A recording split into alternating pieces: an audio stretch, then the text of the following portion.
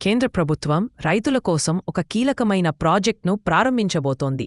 దీని ద్వారా రైతులకు ఆధార్ తరహాలో 11 అంకెల ప్రత్యేక గుర్తింపు కార్డును కేటాయిస్తారు. ఈ ప్రాజెక్ట్ ముఖ్య ఉద్దేశ్యం ఏమిటంటే రైతులకు ప్రభుత్వ పథకాలు సకాలంలో సమర్థవంతంగా అందేలా చూడటం. ఈ ప్రాజెక్ట్ మొదటి దశలో భాగంగా తెలంగాణ రాష్ట్రంలోని వ్యవసాయ శాఖ కార్యాలయాల్లో సోమవారం నుండి నమోదు ప్రక్రియ ప్రారంభం కానుంది. భవిష్యత్తులో ఈ నమోదును మీ సేవా కేంద్రాల్లో కూడా అందుబాటులోకి తీసుకురానున్నారు. ఈ ప్రత్యేక గుర్తింపు కార్డును పొందడానికి రైతులు తమ ఆధార్ సంఖ్యతో అనుసంధానమైన పట్టాదారు పాస్ పుస్తకంలోని భూమి యాజమాన్య వివరాలను నమోదు చేయాల్సి ఉంటుంది.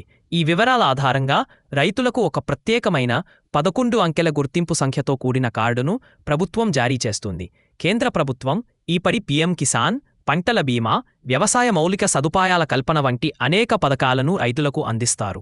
అయితే సరైన గణాంకాలు, ధృవీకరణ, నమోదు వివరాలు లేకపోవడం చాలా మంది రైతులకి పథకాల ప్రయోజనాలు సకాలంలో అందడం లేదు.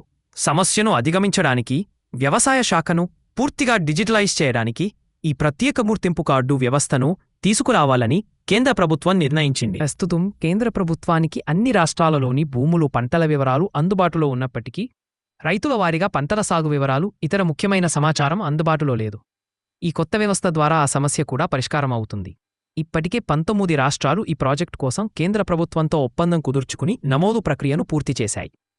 కొన్ని కారణాల వల్ల తెలంగాణలో ఆలస్యమైన ఈ కార్యక్రమం ఇకపై అగ్రిస్టాక్ తెలంగాణ ఫార్మర్ రిజిస్ట్రీ పేరుతో అమలు చేయబడుతుంది. దీనికోసం మండల వ్యవసాయ అధికారులు ఎంఏఓ, వ్యవసాయ విస్తరణ అధికారులకు ఏఈఓ ప్రత్యేక శిక్షణ కూడా ఇచ్చారు. ఈ విశిష్ట గుర్తింపు సంఖ్య కోసం నమోదు చేసుకోవడానికి రైతులు తమ భూమి యాజమాన్య పట్టదారు పాస్ పుస్తకం, ఆధార్ కార్డు, ఫోన్ నంబర్తో మండల వ్యవసాయ అధికారి ఎంఏఓ లేదా వ్యవసాయ విస్తరణాధికారి ఏఈఓ వద్దకు వెళ్లాల్సి ఉంటుంది. అక్కడ వారి వివరాలను నమోదు చేసిన తర్వాత లబ్ధిదారుల మొబైల్ ఫోన్కు ఒక వన్ టైం పాస్వర్డు, ఆ వన్ టైం పాస్వర్డ్ని ధృవీకరించిన తర్వాత రైతుకు 11 అంకెల విశిష్ట గుర్తింపు సంఖ్య కేటాయించబడుతుంది. ఈ సంఖ్యను కేంద్ర ప్రభుత్వ పథకాల అమలుతో అనుసంధానం చేస్తారు. ముఖ్యంగా పీఎం కిసాన్ పథకం తదుపరి విడత నిధులు విధులకు చేయడానికి ఈ గుర్తింపు సంఖ్యనే ప్రామాణికంగా తీసుకుంటామని కేంద్ర ప్రభుత్వం ఇప్పటే స్పష్టమైన మార్గదర్శకాలను జారీ చేసింది. అయితే తెలంగాణ రాష్ట్ర ప్రభుత్వం ఈ విషయంపై ఒక స్పష్టమైన ప్రకటన చేసింది. రైతుల ఈ విశిష్ట సంఖ్యకు రాష్ట్రంలో అమలవుతున్న రైతుబంధు, రుణమాఫీ వంటి పథకాలకు ఎలాంటి సంబంధం లేదని తేల్చి చెప్పింది.